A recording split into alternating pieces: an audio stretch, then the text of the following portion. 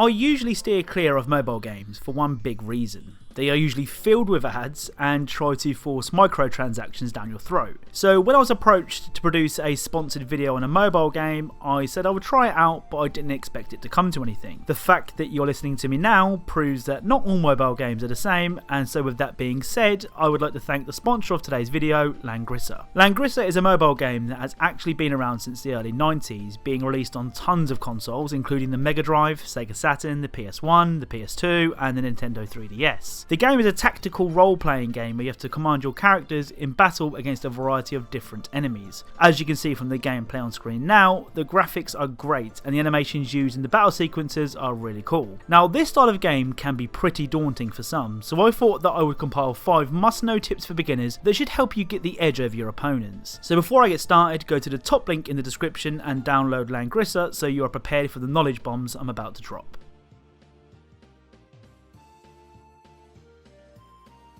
So up first is something that is vital to know, and that is the class system. Sort of like a more stylish version of rock, paper, scissors, some classes will fare better against certain other classes. The classes I come across so far include infantry, cavalry, lancers, holy, demon and archers, and that's by no means all of them. Deciding who to send into battle can be the difference between victory and defeat. For example, your infantry will make light work of enemy lancers, but those same lancers will make mincemeat of your cavalry. If you've ever played a Pokemon game, this system will feel right at home and add some extra strategy into the battles. Do you send your lancers in to finish off a group of injured infantry, potentially risking the lancers' lives? Or do you wait a couple of turns until your cavalry is in position to finish them off? It's a great balance of risk and reward, and definitely adds an extra dimension to the extremely well animated battles.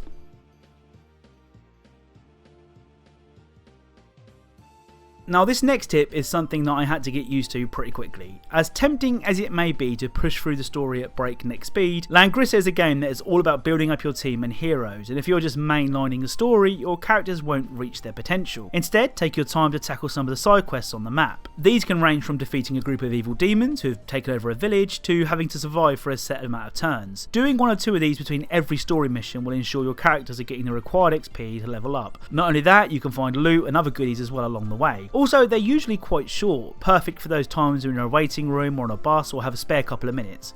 Hop on, destroy some demons and turn it off. Simple, but very, very effective.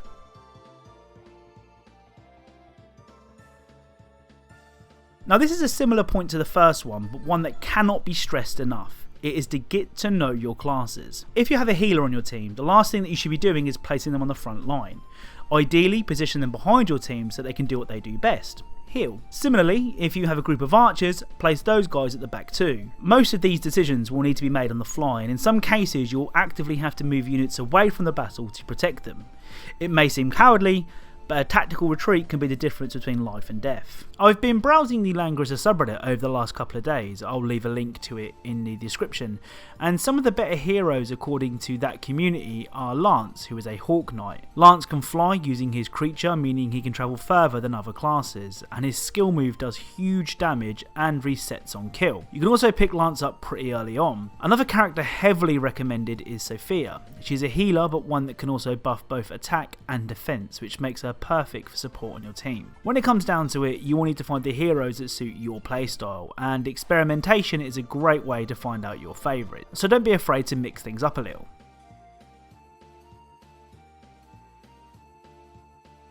Even though Langrisser is played from a top-down viewpoint, terrain and hero placement is vital if you want to be victorious in battle. For example, crossing mountains can allow you to flank enemy forces, but most classes move much slower when climbing mountains. It would be much better for you to send your flying classes over them as they won't be affected. It's the same with wooded areas. These slow down cavalry, but your infantry can move freely through them. Not only that, but any units that are in the forest get a defense buff. Again, this all comes back to Langrisser's emphasis on strategy. It's no good pushing units forward willy-nilly without any regard to where they're standing. If enemies are in the trees, probably best to back off a little bit and let them come to you. Also, certain enemies will be stronger in certain environments. Mini lobsters are obviously way stronger in water, so it's up to you to draw them out of the water and onto dry land where you have the advantage. If I'm honest, I didn't expect a mobile game to have this much depth.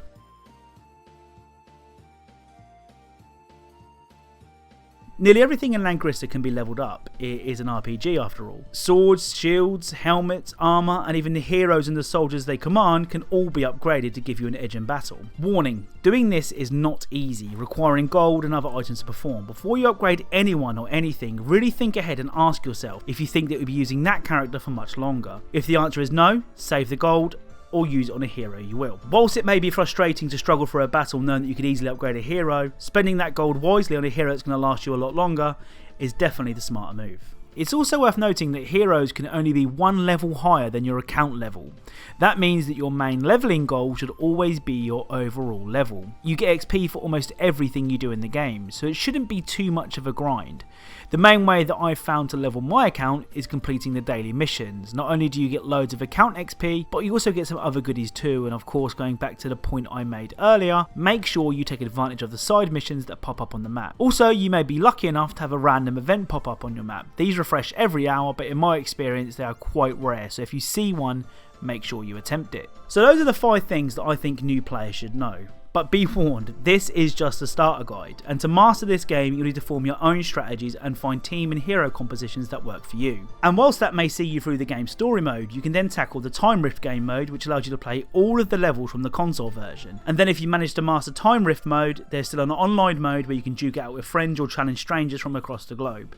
This game is huge, and if you're like me, you're going to play in bite-sized chunks. It's going to last you a very, very long time. So once again, thank you to Langrisser for sponsoring this video. The link to download both the iOS and Android version of the game will be in the top link in the description. And judging from early reviews being posted on the respective app stores, people seem to be really enjoying the game. As I said at the beginning of the video, I'm not a mobile gamer, but since I downloaded Langrisser, I've logged in 3 days in a row to claim my daily rewards and clear a couple of missions. It may not sound like much, but for a game to keep me coming back, it has to be doing something right. And that's what I love about it. If you want this game to be an epic multi-hour long RPG, it can be that. If you want to hop on for 20 minutes each day, it can be that too. Anyway, thank you all for watching. Maybe check out a couple of my other videos, which are usually about Easter eggs in video games. I hope you found the video helpful, and I will speak to you all soon.